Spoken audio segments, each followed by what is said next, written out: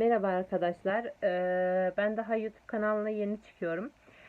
Sivilcelerden nasıl kurtulmamızla alakalı tüyolar vermek istiyorum ve ne kadar hızlı bir şekilde kurtulduğumuza dair. Şimdi benim yüzüm bir sene bundan öncesine daha güzeldi. Şöyle şekilde ben size göstereyim. Şöyle şekilde yüzümde hiçbir şekilde bir sivilce dahil yoktu. Şimdi bu sivilcelerimi bir sene bundan önce ben İstanbul'a gittim ve bu İstanbul'da bu sivilcelerim çıkmaya başladı ve çok güzel bir şekilde dağılmaya başladı. Ben bir şekilde sivilcelerimden kurtulmak istedim. Sivilcelerimden kurtulmak için ben dermapen için yani dermapen yaptırdım daha doğrusu. Şöyle şekilde oldu dermapen yaptırdığım zaman yüzümdeki sivilceler ve bu sivilceleri hiçbir şekilde gitmedi. Böyle şekilde göstereyim. Böyle yüzümdeki.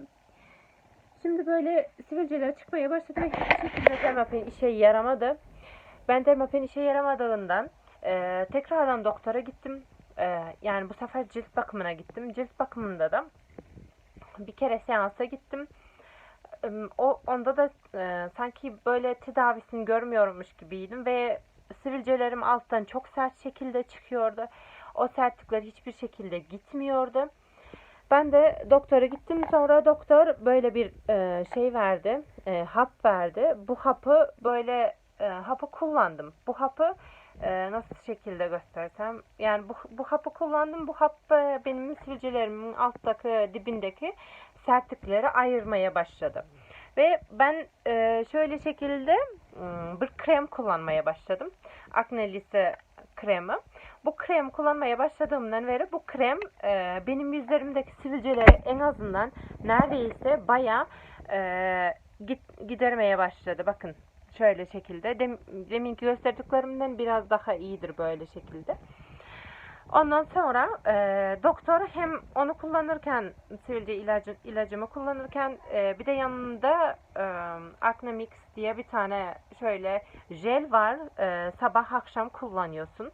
Bunu nasıl kullandığımı ben size nasıl yoksa yaptığımı ben size söyleyeceğim. Eğer videonun altında sorduğunuz zaman. Bunu sabah akşam kullanıyorum. Sabah erkenden kalkarken kullanıyorum. Akşamda yatmadan önce kullanıyorum. Acne Lise'yi de böyle 2 günde bir sürüyorum.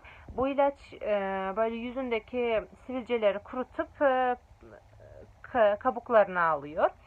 Bunu ben 2 güne bir kullanıyorum çünkü çok etkili ve çok şekilde yanma oluyor. Kullanıp 2-3 günden sonra böyle yüzünüzü temizleme jelleriyle kullandığınız zaman görürsünüz zaten. Ama bunu kullandığınız zaman bayağı yüzünüzde yanma oluyor. Ben şöyle şekilde nasıl kullandığımı ben size göstereyim. Kendimki de uygulayarak göstereyim ben nasıl kullanıldığını. Şöyle hemen. Ben bunu şimdi siz yani bunu kendiniz hazırlıyorsunuz zaten. Kullanmadan önce yine de sizler bunu böyle şekilde karıştırıyorsunuz. Böyle şekilde karıştırarak yüzünüzü temizleyerek yüzünüze sürüyorsunuz. Şöyle şekilde göstereyim. Şöyle şekilde yüzünüze sürmeye başlıyorsunuz. Ben böyle elimle sürmüyorum daha doğrusu. O yüzden bununla böyle şekilde geçiyorum. Ama gerçekten çok fena şekilde yanmaya başlıyor yüzünüz. Ben Acne Lise kremini 2 haftadan beri, 2,5 haftadan beri kullanıyorum. Ve gerçekten hani yüzümde bazı yerlerimde gerçekten hani bir şeylerin yok olduğunu hissetmeye başladım. Ama hiçbir şekilde yüzünüzle oynamayın. Yüzünüzde sivilceleri sıkmayın. O sivilceler diğer sivilcelere dağılır. Ondan sonra diğer yerlerinize de sivilceler çıkmaya başlar. Şöyle şekilde. Ben bunu bir haftadan beri kullanıyorum. Bunu daha 2-3 günden beri kullanıyorum. Yani sabah akşam şeklinde kullanıyorum. Bunu kullanmaya başladığımdan beri en azından yani kabuklar olmaya başladı. Ama aynı zamanda da Acne Lise kremini de kullanıyorum. Hiç eksik etmiyorum. İlacımı da kullanıyorum. İlaç altındaki sertliklerimi ayırıyor. sivilcelerimin altından çıkmış olan sertlikleri ayırıyor. Böyle bir şekilde tedavi uygulamaya başladım. İstiyorsanız sizler de aynı şekilde başlayabilirsiniz. Hiçbir şekilde zararı yok. Şöyle şekilde sürüyorum. Şimdi bunu böyle 2-3 dakika şeklinde bekliyorsun. 2-3 dakika bekliyorsun. Bu sivilce, bu kendisi sertleşiyor. Sertleşince de yüzünü yıkıyorsun. Ilık suyla yıkıyorsun böyle.